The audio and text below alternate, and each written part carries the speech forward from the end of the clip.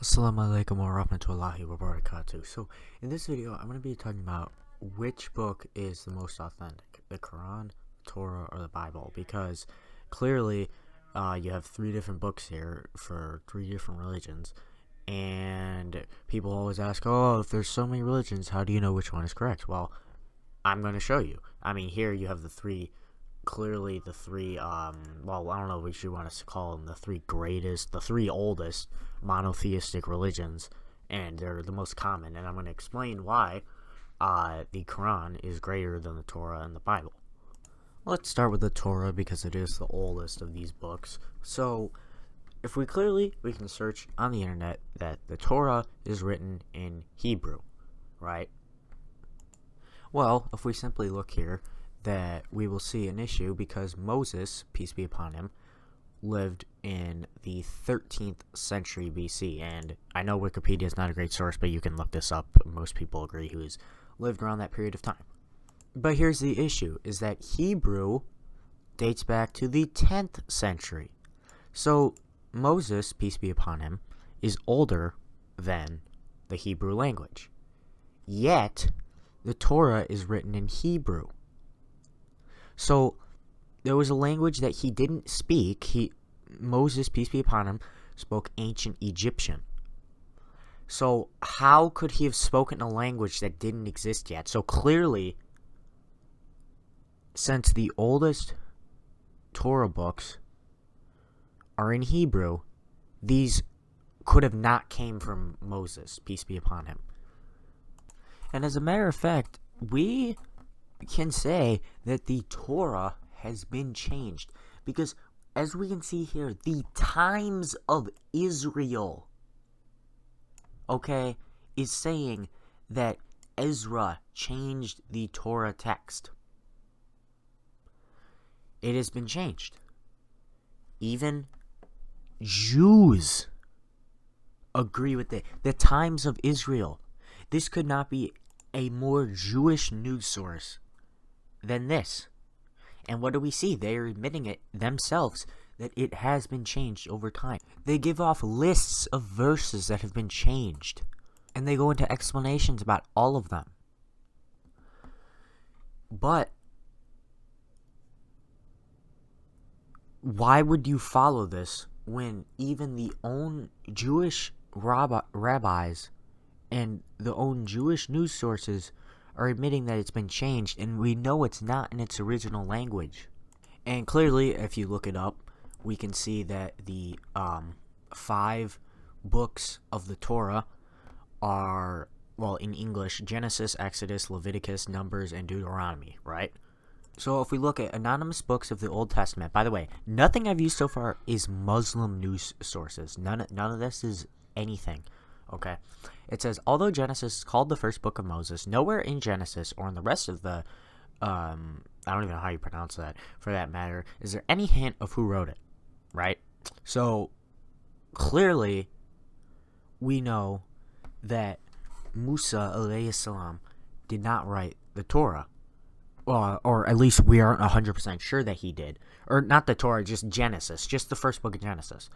So, we can get that out of the way. But we also have other books in the Tanakh, such as Judges, and all these other books, Kings and Chronicles, all of these books that we don't know who the author is.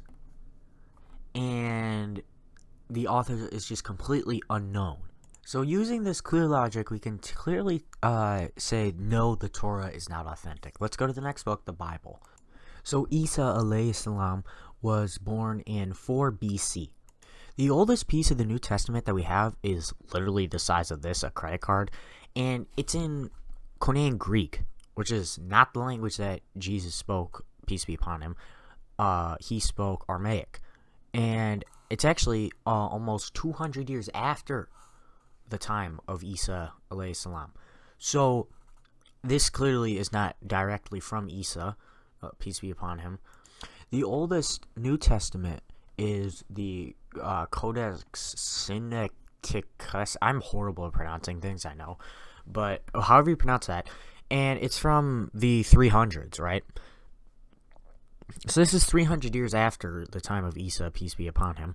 So this clearly isn't from Isa, peace be upon him, because obviously it's 300 years after him. It's not in his original language. This is in Greek. I mean, there's no way that this is the original. And if we go back to that website that talks about the anonymous books, we have Matthew, Mark, Luke, and John. All 4 of the books are anonymous. Nobody knows who wrote them. It wasn't even the apostles of Isa, peace be upon him.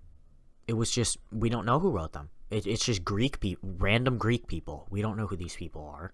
There's actually a YouTuber out here called Trey the Explainer. And he made 2 videos talking about changes made to the Bible.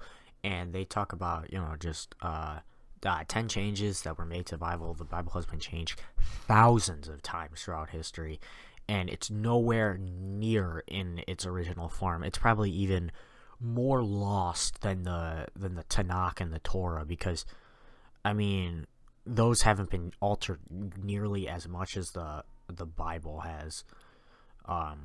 Yeah. So we got 2 books down, 1 more to go, and that is the Holy Quran.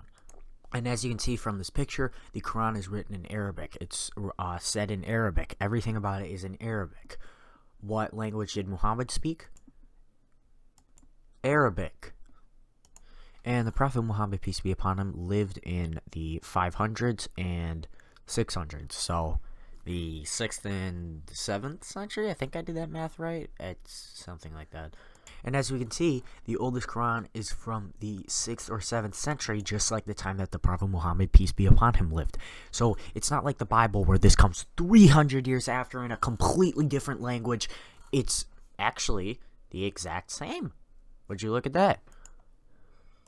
And the Quran is unable to be changed, and the reason for this is because it is memorized in the world by millions of people. Millions of people have every single letter of the Quran memorized. Like, if you give them a notebook, they could just write the Quran, because they just remember the entire thing. They all have it all memorized.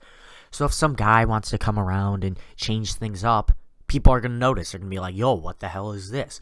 And that is why it cannot be changed. So because of this, we have a book that is from its era, in its original language, memorized by millions of people around the world, and historians agree it has never been changed. And this is why the Quran is greater than the current Torah and Bible.